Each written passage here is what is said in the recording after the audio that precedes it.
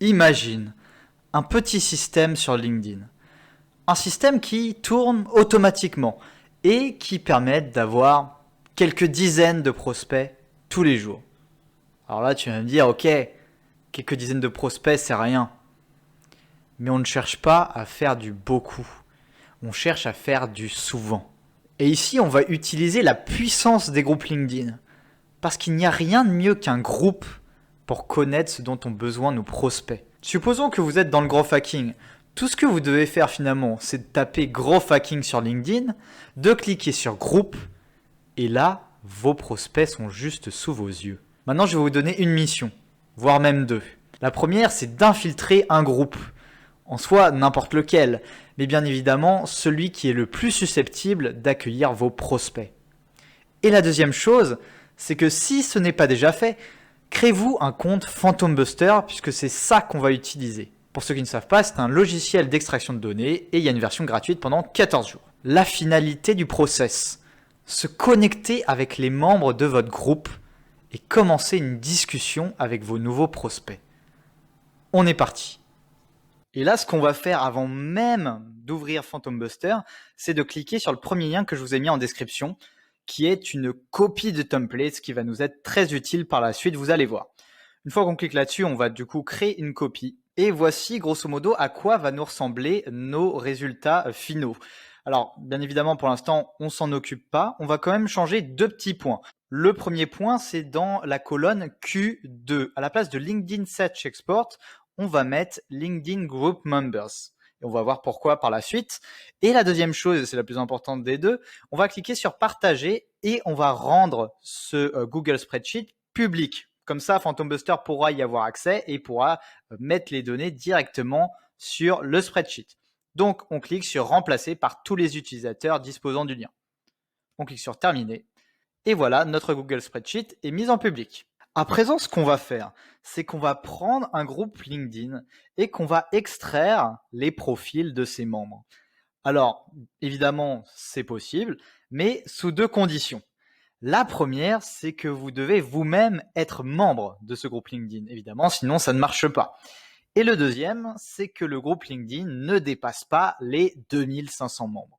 Si jamais ces deux conditions sont réunies, eh bien, on peut y aller. Et pour l'occasion, je vais prendre l'exemple d'un groupe de growth hacking. Et je vais tenter d'extraire les profils de ces 232 membres. Donc, pour ce faire, je vais utiliser un fantôme qui s'appelle LinkedIn Group Members. Il s'agit du deuxième lien en description. Une fois qu'on est dessus, on va cliquer sur Use this Phantom. Bien évidemment, je le répète, il faut se connecter à Phantom Buster à partir de Google Chrome et rajouter l'extension Phantom Buster. Comme ça, on pourra se connecter sur LinkedIn. On clique du coup sur Connect to LinkedIn. On clique sur Save. Et là, tout simplement, on va copier-coller l'URL du groupe. On clique sur Save. On va laisser les données comme elles sont, c'est très bien. Par contre, on va enlever les doublons. On va cliquer sur Save. Hop, manuellement in case of error. Et là, on clique sur Launch. Ça y est, les données ont été collectées. Ça a pris 57 secondes. Et écoutez bien, parce que c'est à partir de maintenant que notre Google Spreadsheet va être très utile. Ce qu'on va faire, c'est qu'on va copier les résultats. On va donc cliquer sur Copy Link. On va revenir sur notre templates et sur la colonne T2, on va coller le lien. Et là, on a accès à tous les détails des membres de ce groupe, à savoir les 232 membres. On vérifie bien, il y en a bel et bien 232. Maintenant, ce qui nous reste à faire, c'est d'exclure certaines personnes en cliquant là-dessus. Par exemple, si je clique ici, je vais exclure la personne qui s'appelle Colin Marquet pour une raison X ou Y. Alors bien évidemment, c'est quelque chose qu'il faut faire de façon manuelle, donc ça va être un peu plus laborieux. Par exemple, dans mon cas, j'ai envie de supprimer les personnes qui sont en freelance parce que tout simplement, elles ne seront pas intéressées par ce que je propose. Donc je vais faire CTRL F, par exemple, je vais cliquer sur freelance, hop, et je vais exclure ces personnes. Idem pour les postes. Je me doute que vous n'avez pas envie de parler à des stagiaires. Donc, pareil, on va rechercher les stagiaires et on va tout simplement les exclure de la liste. Et enfin, je vais exclure l'administrateur de ce groupe et comme ça, on sera bon. Une fois qu'on est content avec notre liste, ce qu'on va faire, c'est qu'on va se connecter avec chacune des personnes de la liste et on va leur envoyer une petite note personnalisée. Alors, N'oubliez pas, à chaque fois que vous vous connectez avec quelqu'un, vous n'avez que 300 caractères pour lui envoyer un message. Du coup, je vous recommande quand même chaudement de préparer votre message en amont. Pour faire ça, on va utiliser un autre fantôme qui s'appelle LinkedIn Network Booster. Pareil, il s'agit du troisième lien en description. On clique sur Use this Phantom. Pareil, toujours à partir de Google Chrome, on va pouvoir se connecter sur LinkedIn. Save. Et là, ça va être très important. On va revenir sur notre template 1 minute. On va cliquer sur R3. On va simplement copier et coller le lien. On clique sur Save. Et là, pour Send the Message, vous pouvez mettre votre message que vous voulez leur envoyer. Bien évidemment, vous pouvez aussi personnaliser le message un minimum. Par exemple, avec le dièse first name dièse, vous envoyez le message avec leur prénom. Donc pour ce faire, j'ai repris un message que je veux leur envoyer. Je vais donc cliquer sur Save. Ah, là c'est aussi un point clé. Il nous demande combien d'invitations on va envoyer par jour. Alors c'est limité à 80 invitations par jour de façon automatique et 150 si jamais vous avez un compte LinkedIn Premium. Mais Phantom Buster recommande d'envoyer des invitations à la hauteur de 30 par jour, ce qui honnêtement est pas déconnant, puisque quand on dit 80 profils par jour, c'est un maximum. Bien souvent, il faut diviser ce nombre par 2 pour être tranquille et tout simplement pour éviter que LinkedIn ne nous bloque très facilement. Du coup, ce qu'on va faire, c'est qu'on va laisser 10 invitations à chaque fois qu'on va lancer le fantôme et qu'on va répéter l'opération 3 fois par jour. On laisse du coup sur 10, on clique sur Save. Pour le Email Discovery, c'est seulement si vous voulez avoir accès à l'email de vos prospects. Alors, dans notre cas, ce n'est pas nécessaire, mais si vous voulez en savoir plus, j'avais fait déjà une vidéo qui parlait du sujet. Je vous invite donc à cliquer dessus. On clique du coup sur Save.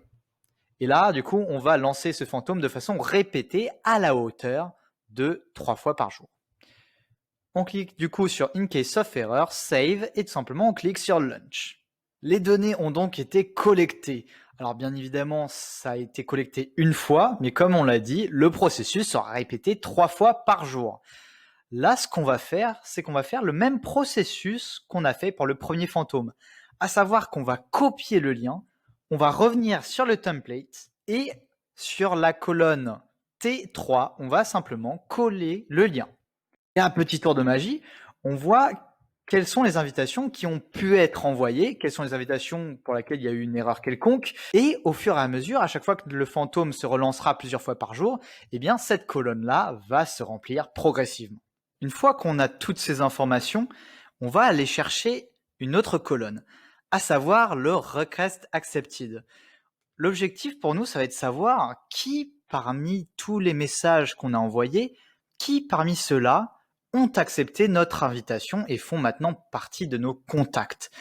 Et là, pareil, on va avoir un Phantom Buster qui va nous aider à savoir ça. Grosso modo, l'idée sera pour nous d'extraire nos plus récentes connexions. Tu vas me dire, mais pourquoi foutre? Eh bien, tout simplement parce que une fois qu'on aura nos plus récentes connexions, on pourra envoyer un follow-ups pour les personnes qui n'ont pas répondu à notre message. Mais ça, on n'y est pas encore. Là, l'objectif, ça va être d'extraire nos plus récentes connexions. Pour se faire ça, on va utiliser un fantôme qui s'appelle LinkedIn Contact Extractor. Pareil, il s'agit du quatrième lien en description. On clique du coup sur Use this Phantom.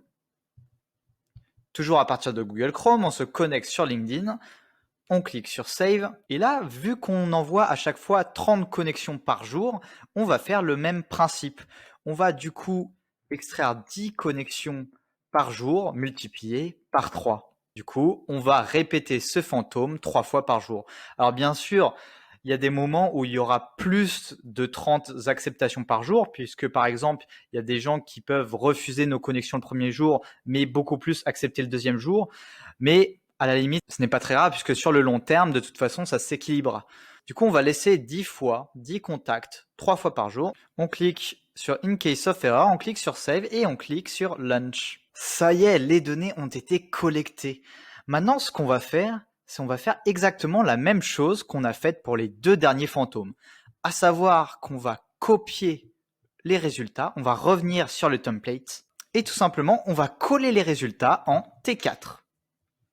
Et un petit tour de magie plus tard, on voit que la colonne commence à se remplir. On voit déjà qu'il y a 1, 2, 3 personnes qui ont répondu favorablement à ma connexion. Et bien évidemment, ces colonnes vont se mettre à jour à chaque fois que le fantôme tournera. Ne vous inquiétez pas, on a presque terminé. À présent, tout ce qui reste à faire, c'est peut-être d'attendre 2, 3, voire 4 jours avant d'envoyer un petit message de follow-up. Et ce message de rappel, il sera à destination de toutes les personnes avec qui on a réussi à se connecter, mais qui n'ont pas répondu à notre premier message. Donc, idem comme la dernière fois, on peut exclure certaines personnes en cliquant sur Exclude Message. J'en ai exclu quelques-uns et je vous expliquerai pourquoi dans une minute. Maintenant, tout ce qu'on va faire, c'est qu'on va envoyer ces messages de follow-up de façon automatique à l'aide de LinkedIn Message Sender. Il s'agit donc du 5e lien en description. On clique du coup sur Use this Phantom, on se connecte sur LinkedIn, on clique sur Save, et là, pareil, pour l'URL, on va revenir sur le template 1 minute, et tout simplement, on va copier-coller le lien qui est en R5. Même là, vous mettez votre petit message de follow-up. Alors dans mon cas, j'en ai pas fait des tartines, je vais simplement mettre bonjour first name, ma proposition tient toujours. Je clique du coup sur Save. Là, on met le nombre maximum de follow-up qu'on veut mettre à chaque fois qu'on va lancer le fantôme. Alors dans mon cas, j'en ai pas spécialement beaucoup, du coup, je vais en mettre 3. Et là, c'est très important. Pour la condition for sending messages, on va pas mettre send to all, on va mettre send only if the last message was from me. Ce qui veut dire qu'on va envoyer le follow-up si et seulement si on a été la dernière personne à avoir communiqué. Et c'est là où il y a un petit piège, c'est qu'il y a des moments où vous avez eu une discussion avec vos prospects et par un concours de circonstances, vous êtes la dernière personne à avoir envoyé un message.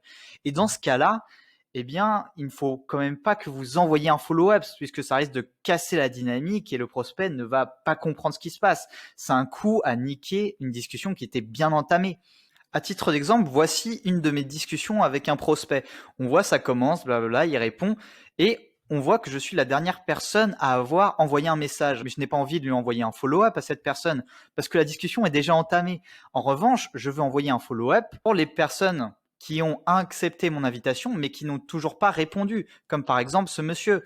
Du coup, c'est pour ça, faites bien attention, revoyez manuellement les personnes avec qui vous avez une discussion et cliquez sur Exclude Message quand c'est le cas. Encore une fois, c'est quelque chose d'assez laborieux, mais c'est quand même nécessaire pour la suite. Donc, si on en revient à Phantom Buster, on va cliquer du coup sur Save. Pour le Email Discovery, encore une fois, pas besoin. On clique sur Save.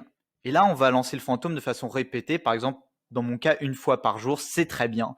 On va mettre In case of error, on clique sur Save et tout simplement, on clique sur Launch. Et là, vous avez quasiment terminé.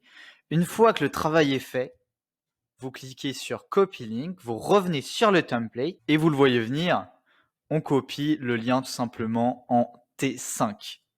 Et voilà, si c'est pas merveilleux, là, les colonnes commencent à se remplir. Vous avez votre petit système LinkedIn qui est mis en place. Finalement, vous n'avez plus besoin de toucher à grand chose et vous aurez quelques dizaines de prospects tous les jours. Voilà, j'espère en tout cas que cette vidéo vous a plu. Si ça vous a plu, n'hésitez pas à mettre un like parce que ça aide au référencement. Et d'ici là, il ne me reste plus qu'à vous dire à bientôt.